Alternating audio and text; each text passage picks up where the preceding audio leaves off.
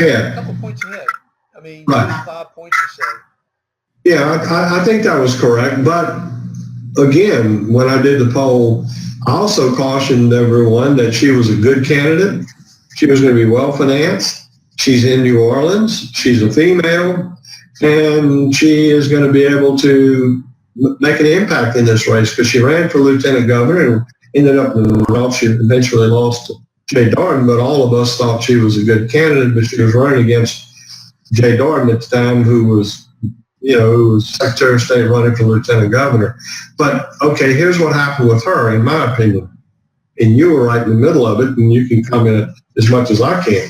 There was an event that changed the dynamics, and it was the endorsement of number one, Mary Landrieu, and number two, Mitchell Landrieu. So those are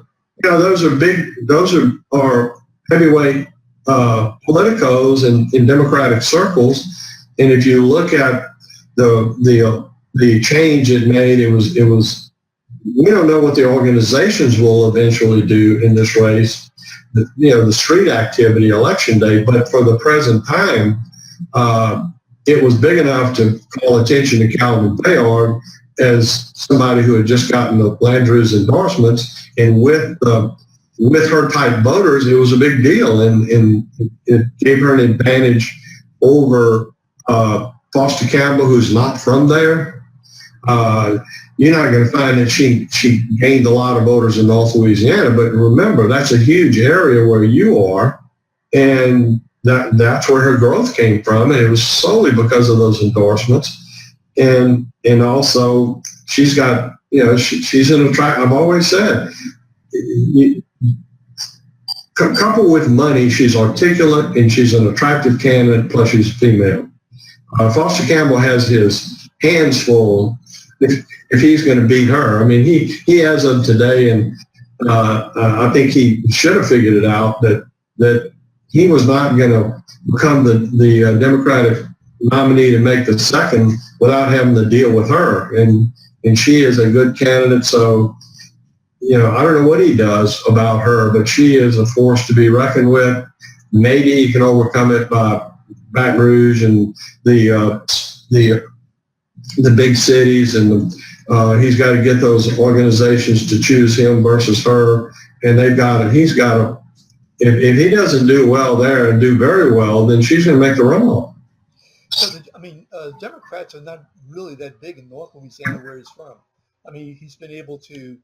Well, you've got a big population in Monroe. You've got a big population in Shreveport. You've got black mayors in Shreveport, Alexandria, and I'm sorry, you have a white Democratic mayor in Alec, but you have so those are population bases in Baton Rouge. Baton Rouge is what, 47%. So, and that's where I think he feels comfortable, and he's probably, because of his being a PSC member, been a Democrat forever. Most of those people know him and they like him, but this showing by her is going to make it a little tougher to him to walk around saying, "Vote for me, I'm a cinch." So right. It changed the. Look, those two are going to go after you. Those two will become very competitive towards each other, and you're going to see. This isn't like the governor's race where you got a Democrat sitting there and you can sit there and wait till the Republicans finish each other off, and one of them will go into it, and one of them will have gotten all of the black votes and whatever else and get 37, 38, and the Republicans sitting there in the teens. So this is competitive, and it's interesting because we haven't had that, as you and I know. We haven't had two Democrats in a statewide race who are both well financed. So I think that adds a dimension to the race that we haven't had since in forever.